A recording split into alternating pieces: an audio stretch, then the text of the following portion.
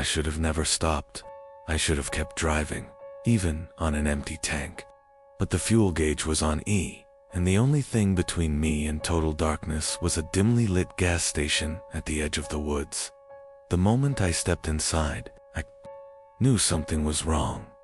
The attendant stood behind the counter, staring at me with dull, unblinking eyes.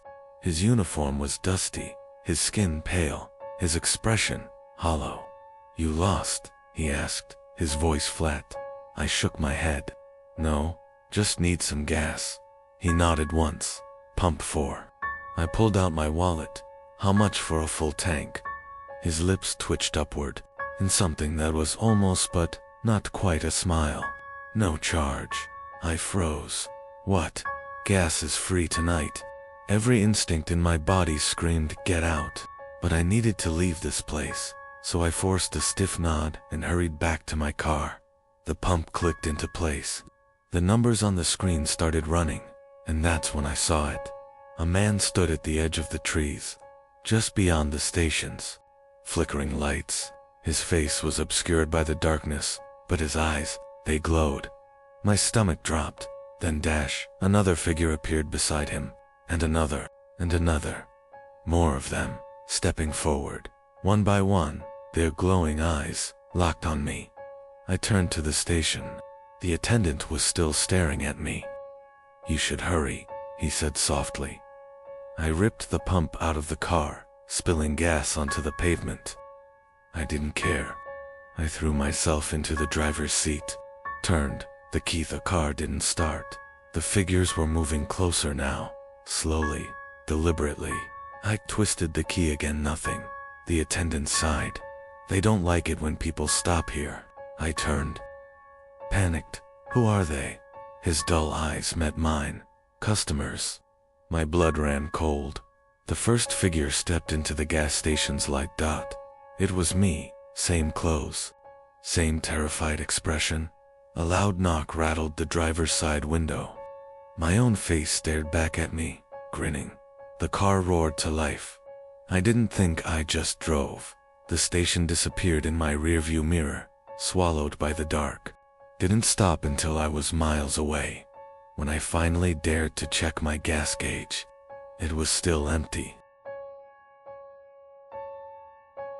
The forest was dense, the towering trees blocking out even the moonlight.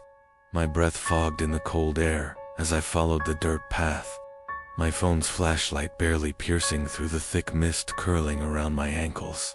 I shouldn't have taken this shortcut. My car had broken down miles back, and the nearest gas station was just past the woods. I thought it would be quicker. I thought I could handle a simple walk through the trees. I was wrong. The fog grew thicker with every step, swallowing the trees, the path, everything. It muffled the world, turning the woods into an eerie, soundless void. Then I saw her, a woman, stood just ahead, her long black dress blending into the mist. Her hair was dark, cascading over her face, her posture unnaturally still. I stopped. "Hey, do you need help?" My voice felt small in the silence. Slowly, her head lifted, my breath caught in my throat. Her face, it wasn't right. Her eyes were black pits, her mouth stretching too wide, too wrong. And worst of all, she was smiling. A deep, guttural whisper slithered through the air. "You shouldn't be here." The fog around her twisted like living shadows. I turned and ran. The trees blurred past me as I sprinted through the suffocating mist. The sound of my own footsteps pounded in my ears till I realized I wasn't the only one running. Something was chasing me. A distorted, breathy giggle echoed through the fog, growing louder, closer. I could feel it just behind me, a presence reaching, waiting the gas station. The neon light flickered in the distance. I pushed harder, my legs burning, lungs screaming for air. I slammed through the door, nearly collapsing against the counter. The clerk barely looked up from his magazine. "Let me guess," he muttered, flipping a page. "You saw her?" I turned, panting. The fog pressed against the glass, swirling like something alive, and just beyond it, the woman stood, still smiling, still watching. The fog thickened and she was gone.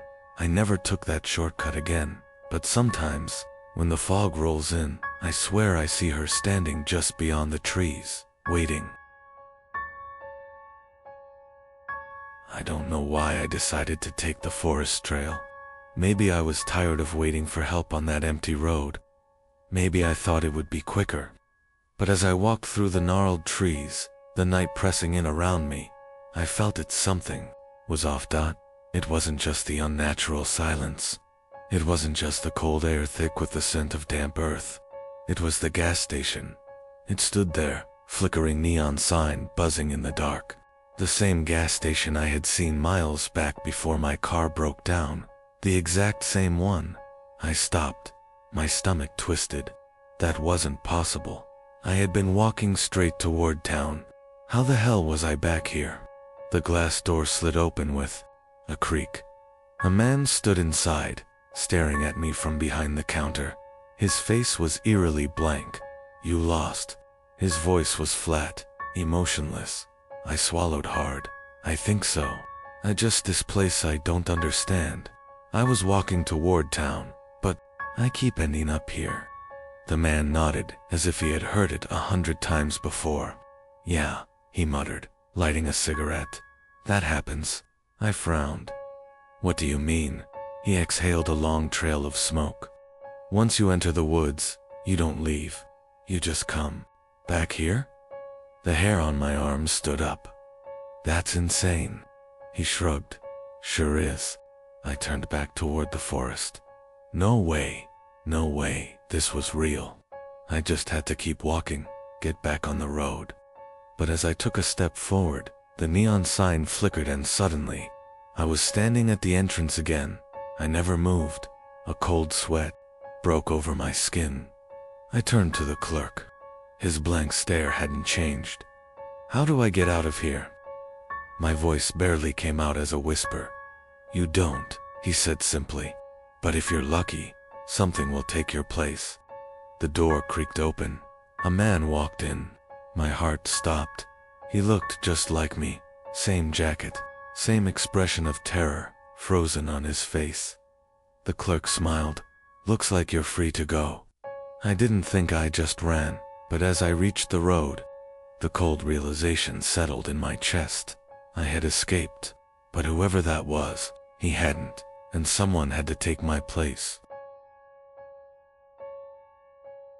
The night was eerily quiet as I made my way through the forest, my phone's flashlight barely illuminating the winding dirt path ahead. My car had run out of gas miles back, and the only sign of life was the flickering neon glow of a gas station just beyond the trees. It seemed like an easy walk until I realized I wasn't alone.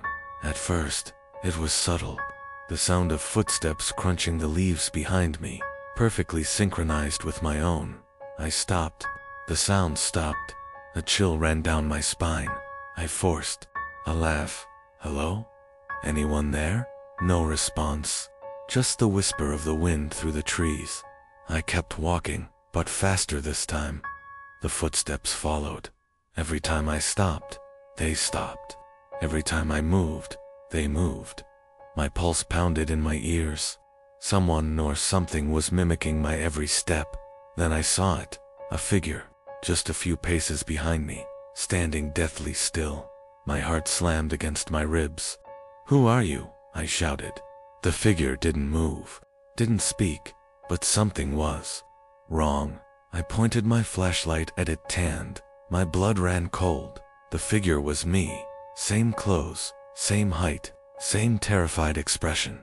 It tilted its head in an unnatural way, then slowly raised its hand. Mirroring my exact movement, I bolted. I didn't care where I was running, as long as it was away from that thing. My legs ached. Branches scraped my arms, but I pushed forward. The gas station was close. I could see the lights, feel the safety of civilization just ahead. I dared one last glance behind me. The figure was running too, and it was getting closer. I lunged into the gas station, nearly knocking over a rack of snacks. The clerk behind the counter middle-aged man with sunken eyes, didn't even flinch. "You saw him, didn't you?" he muttered. I turned, panting. The figure was gone. Who was that?" I gasped. The man lit a cigarette, exhaling smoke through his nose. "Ain't nobody," he said. "That's the problem." I never should have taken the shortcut. That thought pounded in my skull as I trudged through the dark forest, the beam of my flashlight barely cutting through the thick mist.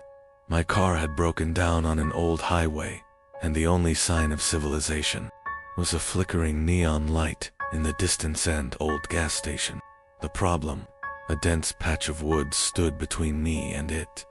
At first, the forest seemed normal. Twisted roots snaked across the path, and the wind whispered through the leaves. But as I walked deeper, the atmosphere thickened.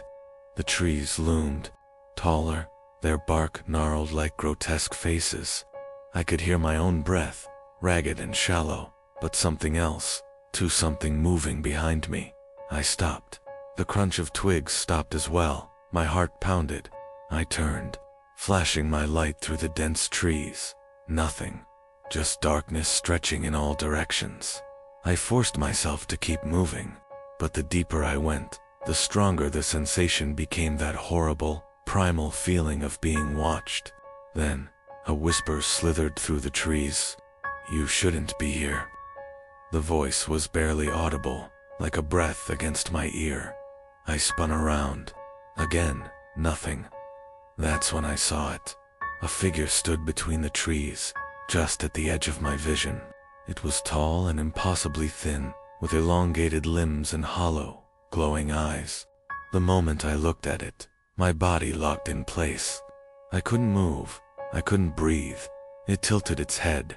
Then it moved fast. Panic broke my paralysis. I turned and ran. The branches tore at my clothes, the ground uneven beneath my feet.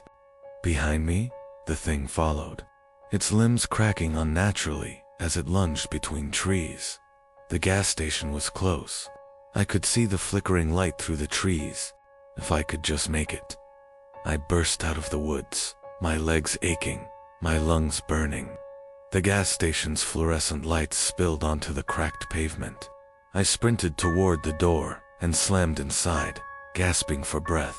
An old man stood behind the counter, eyes dull with age. He didn't seem surprised to see me. "Let me guess," he said, lighting a cigarette. "You saw it." I swallowed hard, still trembling. "What? What the hell was that?" He exhaled a long trail of smoke. "Something that don't like trespassers." He nodded toward the dark forest. "Lucky you made it out." I turned back toward the trees.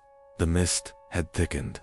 The shadows between the branches deepened, and those glowing eyes, they were still there, watching.